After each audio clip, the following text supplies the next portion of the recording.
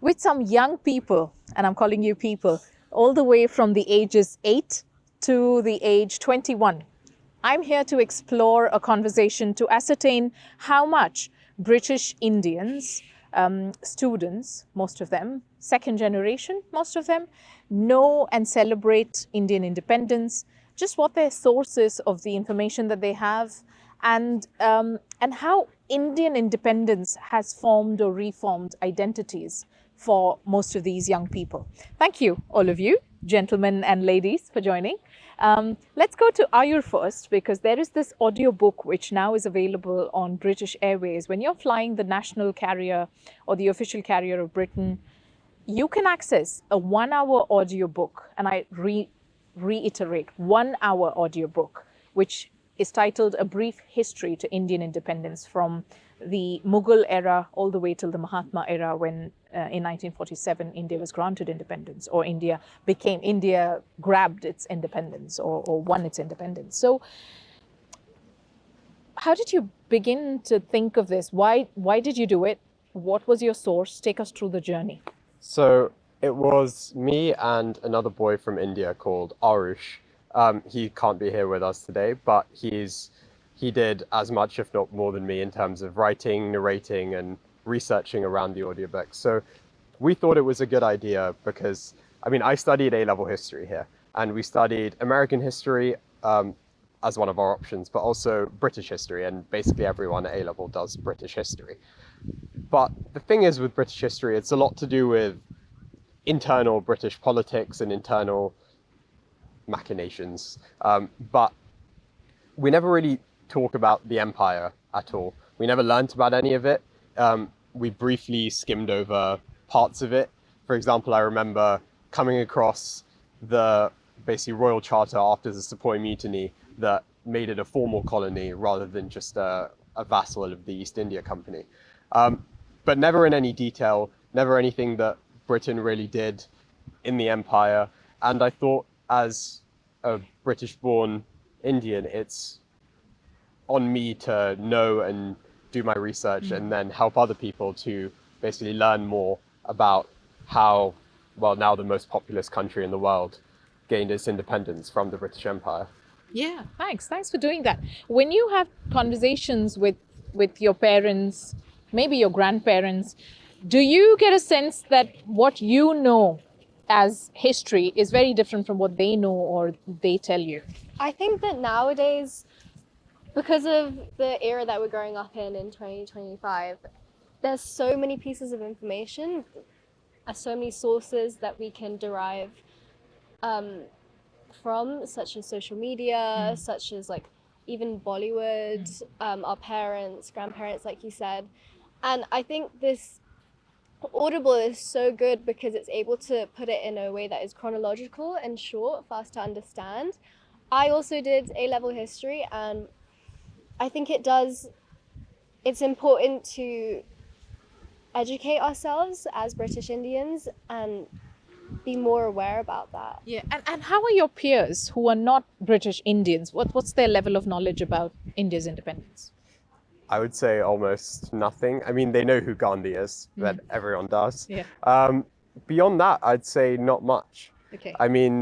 They know vaguely that there's some tensions between India and Pakistan, but not the source of any of it. And I think a lot of them think it's mainly because of cricket rather than the other way around. Okay.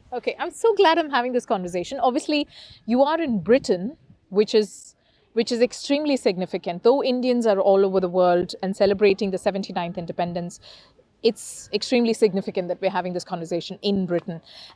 Young man, what is the most Indian thing about you, can I ask? The food, the culture, and the cricket. And the cricket. Do you play cricket? Yeah. Okay. A lot. Okay, great. If you had a chance to speak to your grandparents and ask them from their time to tell a story or correct a fact, what would that be? Anybody can answer this question. I would ask, was there rationing in that time? And if, the council did anything about it. Okay, the council. Okay. What about you? What's, how much of a British girl are you, and how much of an Indian girl are you? How does that heritage of the two nations form your identity? Although I was like born in Britain, I am mostly Indian, and I really respect the culture of it.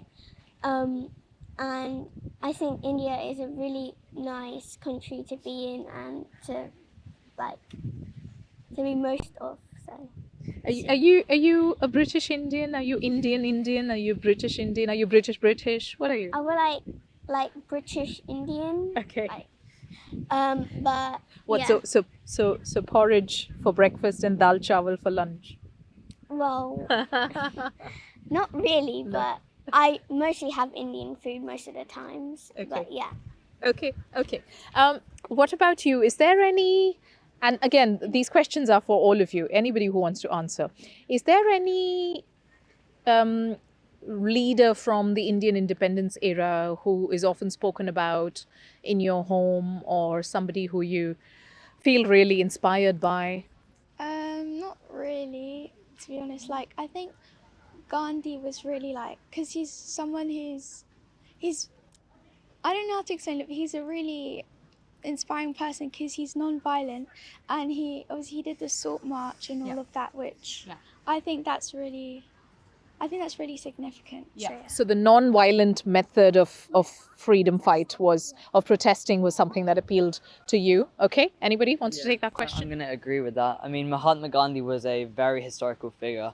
But what inspired me was his determination with his beliefs and the way I'm not going to say fully led India to independence, but he played a key role in India's independence. And that's just inspired me, and I'm sure a lot of young people here today. Okay, great. Do you have quotes, or a lot of people use quotes from freedom fighters world over and leaders from world over? Do you think of all those when you're having a hard day? Not really. No. Okay. Anybody?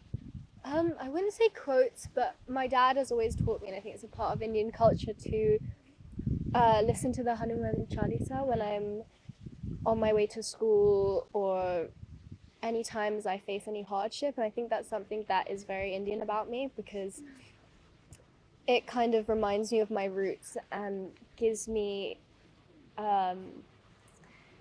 grounding. Yeah.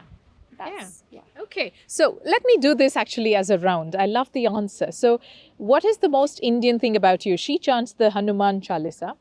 You, the food, and the cricket, What's the most Indian thing about you? So like, well, I can't really explain it, but in the night time, I also chant Hanuman Chalisa and praise him. Praise him. Yeah, and Okay. Okay, let's give you a minute to think. I think probably the festivals. The festivals. And which one? Which festival? I like Which one's your favorite? Diwali. Diwali. Okay, I'll come to you. What's the most Indian thing about you? I was born in India, so that's Indian about me. I do Indian dance, and I also play Indian music on a keyboard or piano. So. What's the most Indian thing about you?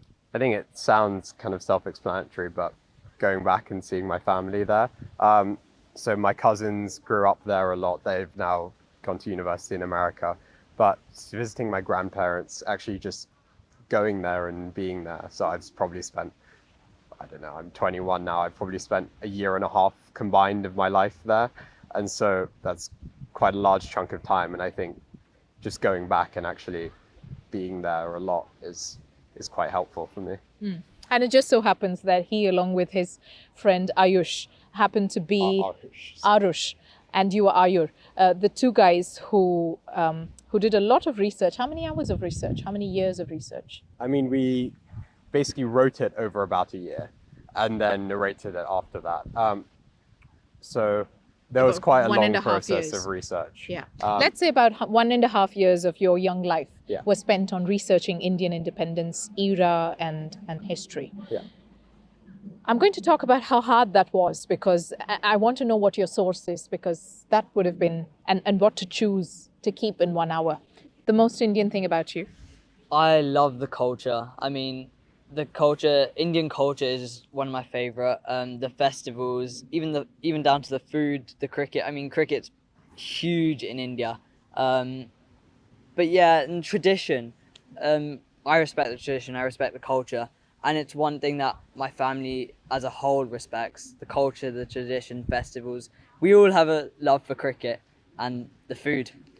Everything put together. Did you go? Quickly, what's the most Indian thing about you?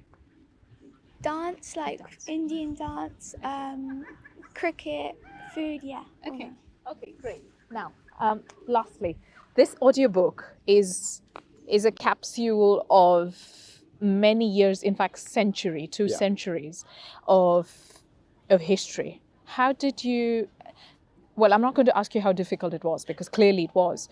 But how did you decide this is to keep and this won't go into the book? So I thought we had a system where we would think, can you tell the story without this? And so we were trying to make it as condensed as you could reasonably make it and still have all of the important details. So there were, for example, characters from history that we couldn't include that we thought we should, but there simply wasn't space. For example, Bose. We found Actually, I didn't find any of the revolutionaries. So there were a few that we basically couldn't include. So Bose was one of those that we thought was key, and we were really interested in basically the kind of two sides of his life, which was on the one hand he was this great revolutionary, but on the other hand there's a lot of controversies surrounding him because he was friendly with the Japanese Empire at various points and some of the Axis powers during World War II, and we thought that might be something good to include because it basically shows how different people can be on one hand great in one thing and on the other hand maybe not so great in other things, and I think that's kind of a nuance that's lacking a lot today. But then we also thought we need to keep this condensed, we need to keep this more accessible instead of just kind of bombarding people with names and numbers. And so our thought process throughout it was, in order for it to be included, it had to be absolutely key to the history. You cannot tell the story without it. Without that event. Okay, great.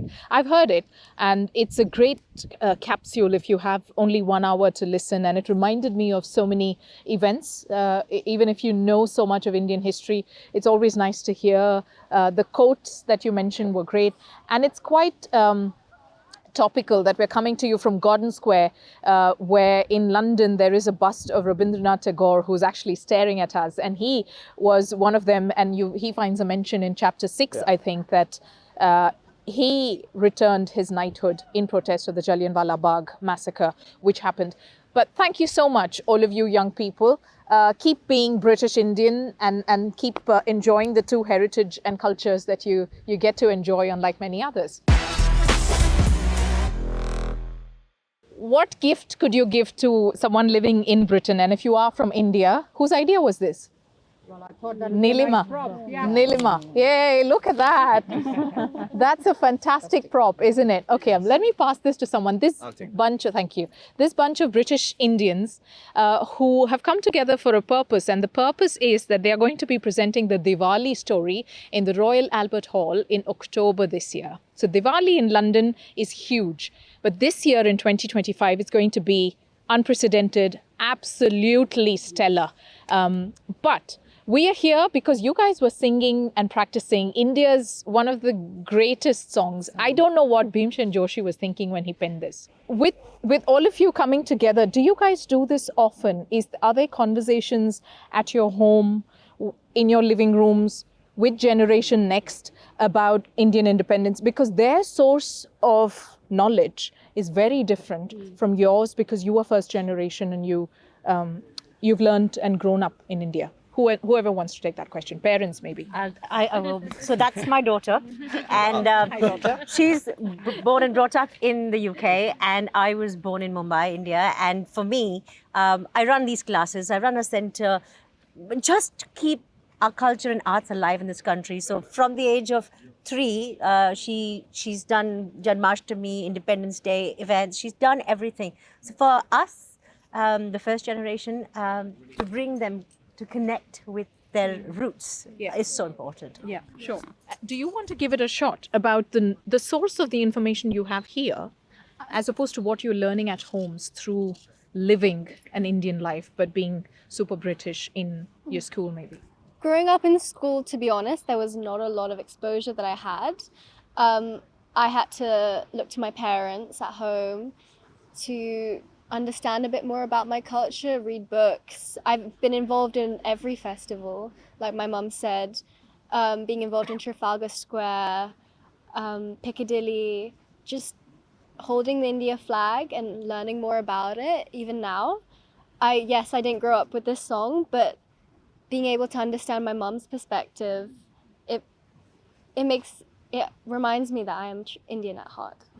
Okay. When there is a cricket match at Lord's, who are you? That's a difficult day. Are you wearing a blue T-shirt or are you wearing a British T-shirt? I'm a cricket coach myself. Okay. And from here, I'm going to run for my cricket training. So there, we always support the blue. Now you have to guess what's the blue. Which blue? Yeah, which blue do you support? That's up to you. But always, if my son tells me that he has to go for and he wants to join the England cricket team, I'll be really sad. But I know that, it's his choice. But the love for the sport is always there. So that's what you should encourage. The values are definitely there. So they know what is right and wrong. So being a British Indian, it's the right values that you portray, and how do you connect to your roots? That's what you actually inculcate in your kids rather than, anything else. It's up to them how they want to live their lives. Spoken like a true sportsman.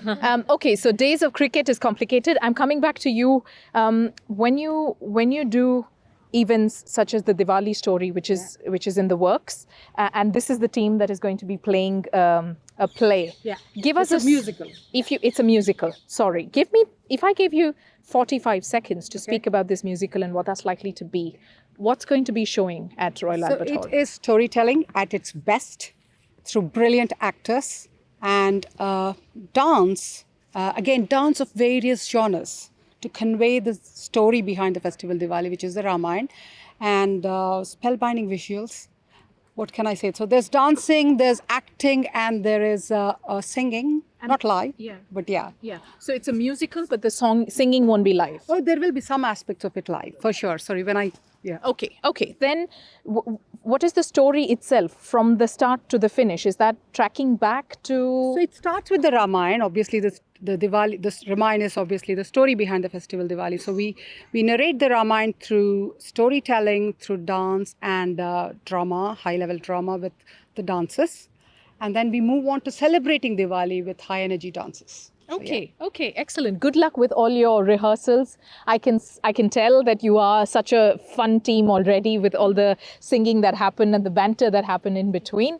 4th of October was it? 4th of October. In London, Royal Albert Hall. And how royal is that? That's amazing. What a venue For the first time, apparently. For the first time, what a venue. And they're going to be continuing to tell the India story, not just the Diwali story, in multiple ways, in multiple centers. So this is a bunch of proud British Indian folks, shall I say.